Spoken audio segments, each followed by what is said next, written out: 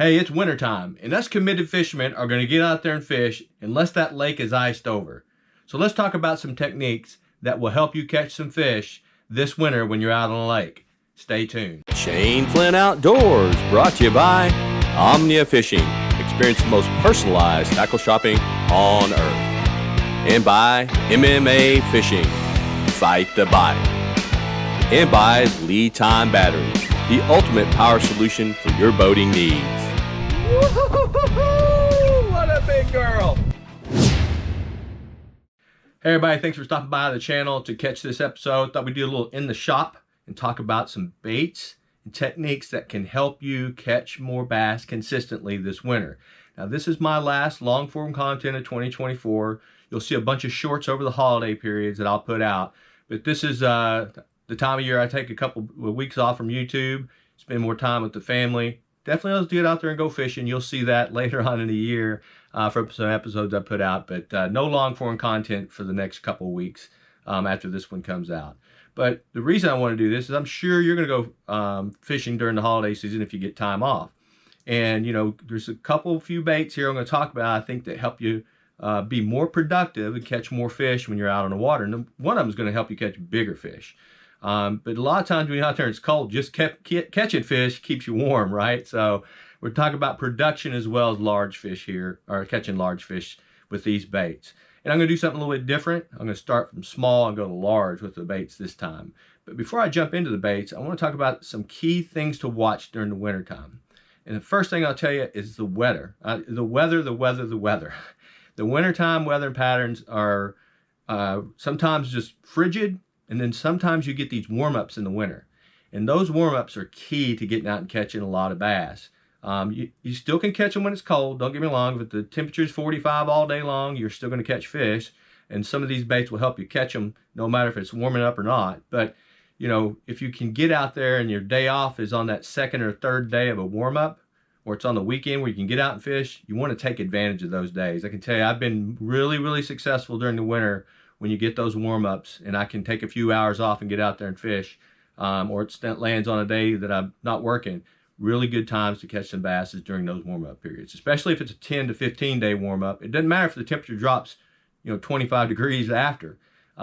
It's just the time to get out there when the sun's high, warms the water up, and the bass seem to be less lethargic once that water starts to warm up. So let's just jump right into the baits that we're going to talk about today. The first one I'm going to talk to you about, you don't see me fish it a lot, but it is a great wintertime bait, and I think it produces a lot of fish, and that's the good old Ned rig. The Ned rig is killer during the winter. Now you can see I have it on an EWG hook, set up Ned head with the EWG because I like to throw this guy right in the sticks. Down at 18, 20 foot of water, I got standing timber or stumps. I'm not afraid to throw this Ned rig down there because it's semi-snagless. It's not going to be 100% snagless. We all know that, but it helps you to get it stay unhung a lot more when you're down there fishing in the sticks. And I really like fishing deep with this, popping it a little bit, letting it set, popping it, letting it set. Sometimes let it set 15, 20 seconds or longer. Seems to be a very good way to get fish to hit this. Now I got this right here rigged up in the old green pumpkin red flag or watermelon red flag. I'm not sure which color it is, maybe the green and red flag. But another color I do really, really good with is more of a bait fish color. This is a white with silver and black fleck in it, a little purple fleck in it. Put that on a weedless, it does real well because it's got a little more of a bait fish imitation. So if you got a lot of bait fish in your lake, this might be a real good color. I like this. Again, popping it down there in the hard cover, even off some gravelly banks, gives you a little bit more bait fish profile and bass jump on it. So these are the two colors that I use primarily in the wintertime, green and red pumpkin, and then this white, silver, black fleck. And I just break off a Senko. I do have some standard Ned grids, but you can break them, use those, or cut off a Senko if you got some land in a boat that works. So produces a lot of fish. You'll catch a lot of small sometimes with that, but you'll also catch a 4, 5, 6, 7 pounder. It's surprising how effective, especially in the winter, this Ned rig is for you out on the water. So don't forget about the Ned rig. Now the next one I don't think is going to be a surprise to you. This is a big fish catcher, catches a lot of fish in the wintertime, but I think the key is how you fish it in the wintertime, and I bet everybody watching this probably has about 10 of these in their tackle box, and that's a good old jerkbait. Jerkbait is a really, really good wintertime bait. It's no secret. But the key to fishing this is how you fish it. You want to catch more fish on this, you gotta slow it down. Now this is the Berkley Stunted jerkbait. I like this in the Megabass Vision 110 plus 1. This is the 112 plus 1, goes down 10 feet. But this one, the reason I like the Stunted just a little bit better, not a lot better, it sinks. So the key to, like I said, the key is how you fish it. I fish this really, really slow. Slow jerks, long pauses. Slow jerk, long pause. Keep your line tight, not real tight, but you'll feel the bass hit it when you pause it. But you don't want to have a lot of slack in your line. You want to have it reeled up because you want to set the hook pretty quick. And sometimes they'll come up to it on the pause, and as soon as you go to move it, they hammer it as well. So just be ready with it, but slow this guy down.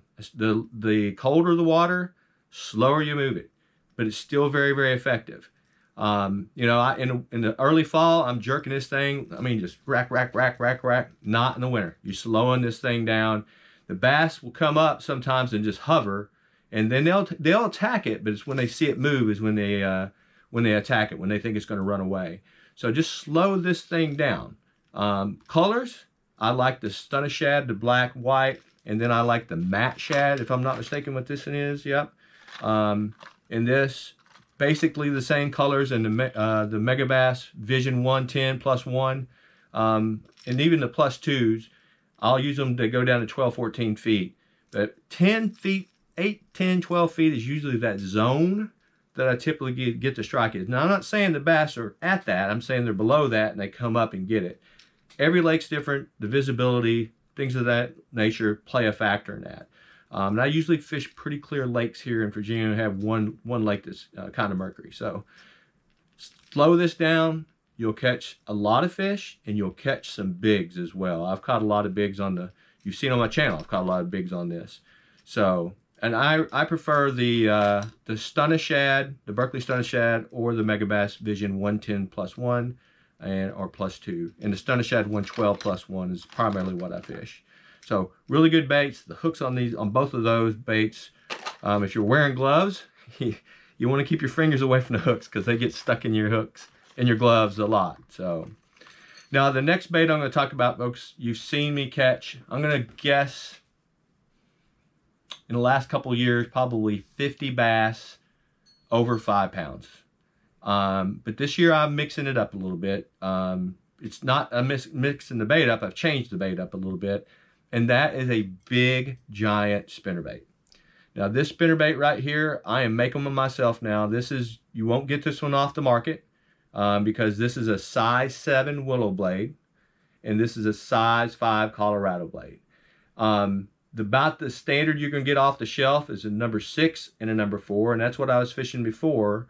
But I've only found one company that I think the quality is good enough to buy from. And I'll mention that in just a minute. But I'm buying the parts for lurenetparts.com, putting these together in the blade size and colors that I want, and the skirt size and colors that I want, and the head colors as well. And I'm building them myself for around $5.50, somewhere in there. Why do I do it myself, and why do I like these big blades? Because I think the bigger blades put off a thump and a flash that the bass don't normally see. They see the standard Strike King, Pulsator, Booyah, those standard blades, half ounce that everybody uses.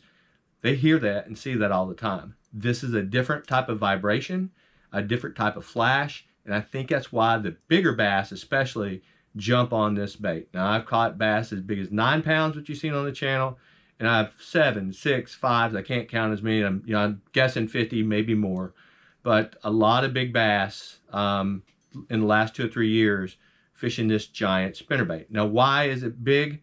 You can slow it down and fish it deep. You don't burn this. You don't have to throw at the bank with this big spinnerbait. Sometimes it's right on the ledges where the drop-offs are. You can ledge fish with this. And I do that a lot, and it's very productive. Yes, when it warms up, and I talked about those warm days and they do move up shallower, this is the guy. This is where you'll catch a big bass. So think about, looking for a bigger spinnerbait. And I told you I'd mention one company, and that's the Jacob Wheeler Special. This is a select series, I'm sorry. This is a 1 ounce version. Now this is a number 6 and number 4 blade. These are good quality spinnerbaits. I'm done talking about the other companies because I'm not satisfied with their quality. I mentioned the other day in the live, I lost 3 spinnerbaits right out of the package. The number 6 blade broke off in a tournament there on Lake Eufaula this fall. And just the other day, I had that spinnerbait, broke it right out of the package. Within 5 minutes, the blade fell off. So that's when I decided to build my own. And I've tested mine, and they run good. And I'll just say it this way, if you can tie your shoes, you can build a spinnerbait. It's not that hard. And if you need help, let me know. So folks, there's 3 baits that I'm recommending could produce a lot of fish, even produce you some big fish. Now I tell you, that spinnerbait will get you a big one. You'll be shocked. You may throw it for 45 minutes, but it's worth it when that 8-pounder shows up. So you can utilize these baits. I know this is not all the baits that are great in the wintertime. These are some that I'm recommended.